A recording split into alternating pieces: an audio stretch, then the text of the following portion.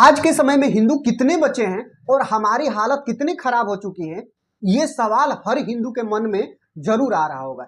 ये सिर्फ आंकड़ों का नहीं बल्कि हमारी पहचान, हमारी संस्कृति और हमारे भविष्य का है। भारत की कुल आबादी 2025 में लगभग 141 करोड़ तक पहुंच चुकी थी, जिसमें हिंदू अभी बहुसंख्यक में है। 2011 की जनसंख्या के मुताबिक हम 79.8% थे, यानी करीब 96 करोड़ के, और अनुमान यह है कि 2025 में यह संख्या 114 करोड़ तक पहुंच गई होगी। लेकिन यह प्रतिशत धीरे धीरे गिर रहा है। 1950 में जहां हिंदू 84% थे, 2015 तक 78% रह गए थे, यानी 7.8% की कमी आ रही थी। वहीं दूसरी तरफ मुस्लिम आबादी का हिस्सा इसी दौरान 43% बढ़ा है, जबकि हमारा तेजी से घटा है। ये ट्रेंड जारी है और 2050 तक भारत में हम 130 करोड़ हो सकते हैं, लेकिन प्रतिशत और भी गिरकर 75 के आसपास रह सकता है। यह सब क्यों हो रहा है?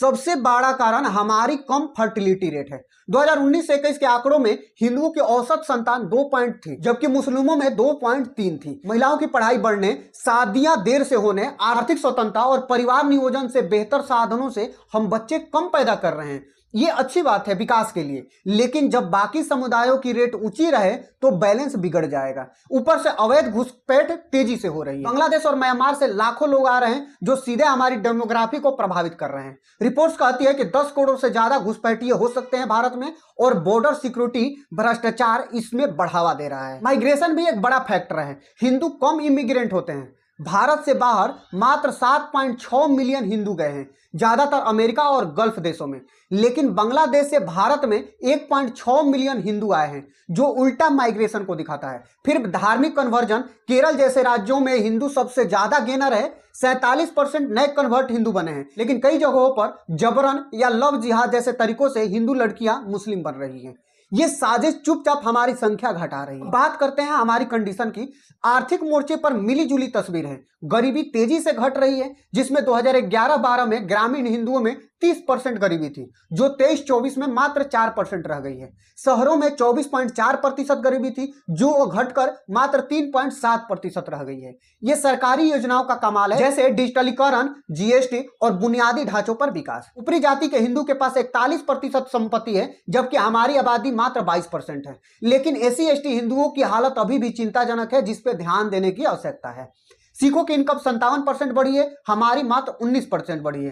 कुल मिलाकर हम गरीबी से तो निकल रहे हैं, लेकिन असमानता अभी भी बनी हुई है। शिक्षा में हम आगे हैं। हिंदुओं की साक्षरता दर औसतन 73.27% है, जो राष्ट्रीय औसत से ऊपर है। 2025 तक भारत की साक्षरता दर लगभग 78% होने का अनुमान है, और शहरों में हम लीड कर रहे हैं। सर्व शिक्षा अभियान, मिड डे मील ने खासकर गरीब हिंदू बच्चों को फायदा पहुंचाया है। स्वास्थ्य में भी सुधार हुआ है, इनफैक्ट मोर्टेलिटी घटी है।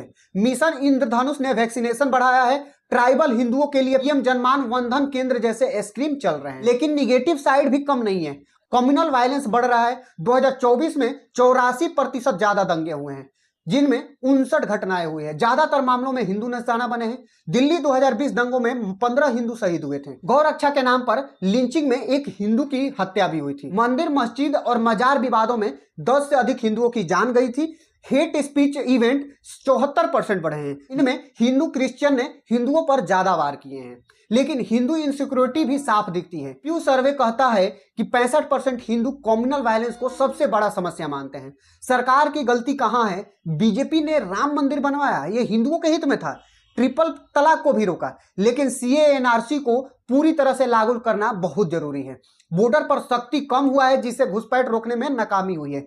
विपक्ष की भी गलती है कि वो वोट बैंक के चक्कर में मुस्लिम तुष्टीकरण, जो हमारी संख्या को घटाने में मदद कर रही है। हम हिंदुओं की अपनी गलती सबसे बड़ी है कि हम बटे हुए हैं। जाति में, उपजाति में लड़ते रहते हैं, संगठित नहीं हो पाते हैं। परिवार छोटा कर लिया, लेकिन धार्मिक जागरूकता भी कम कर ली है। अच्छी बात यह है कि हम दुनिया में तीसरे नंबर की सबसे बड़ी आबादी बनेंगे 2050 तक, जो 1.4 बिलियन हो जाएगा। इकोनॉमी में मोदी सरकार ने इंफ्रास्ट्रक्चर, फॉरेन इन्वेस्टमेंट को बढ़ाया है। Hindu business leaders IT space में आगे जा रहे हैं, लेकिन चुनौतियां अभी बाकी है। संगठित होकर हमें वोट देना होगा, संतान को बढ़ाना होगा, अपनी संस्कृति को बचाने के लिए। अगर हम जाग गए तो कोई हमें हरा नहीं सकता है।